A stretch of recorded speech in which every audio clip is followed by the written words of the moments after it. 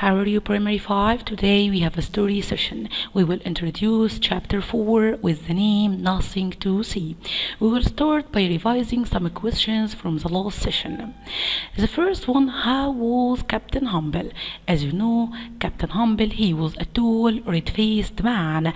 He was the captain of our ship, the Forfarshire. What happened to the engines of the ship? One of the engines had already stopped and the other one was working very badly. What happened when the lantern was burning? As you know, in the room upstairs in the lighthouse, the big silver mirrors started to move slowly around it. What did William hope? He hoped the poor sailors could see this light. And the last one, why did the engine stop? Because they were too old. Okay, we will discuss what happened in this chapter, but first let's revise what happened in the last session. As you know, Captain Humble asked Mr. Daniel Donovan to help him check the engines because one of them had completely broken and the other one was working very badly. The real engineer told Mr. Donovan that the engines had stopped because they were old and they can't do anything to the engines now in the middle of the sea and in the middle of the storm. Captain Humble became very angry. He pushed Mr. Daniel away. Mr. Daniel went out. He was badly frightened. His hands were shaking and he can't stand in this weather. He stared at the sea and saw a little light flashing on, off, on, off. What do you think this light was? This is what we will know, but first let's return back to our lighthouse to see what was happening there. But first let's identify some new words I have. The first one, tie. Tie. It's a verb. I'll say I want to tie my boat to the rock, not to lose it. So tie mean to put ropes around something to hold it still or to pull it. Okay, so this is tie. Let's move to oar.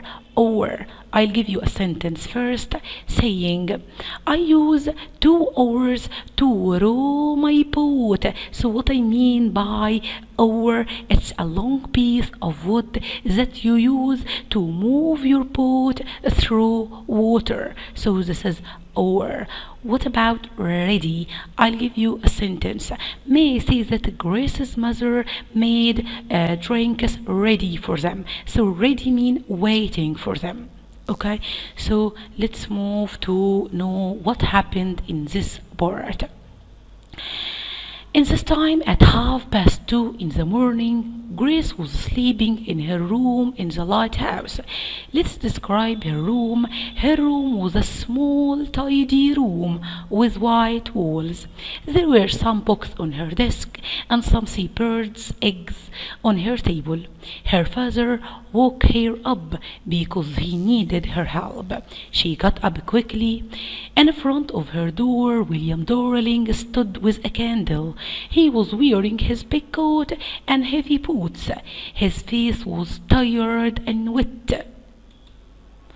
In this time the storm was very bad, so they had to tie the boat down to the rock, not to lose it.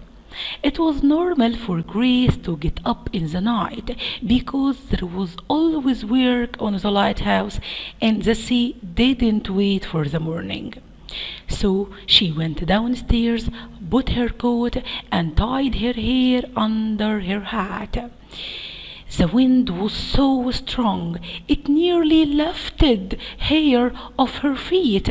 Her coat and dress blew out behind her like paper, and the rain hit her face like small stones.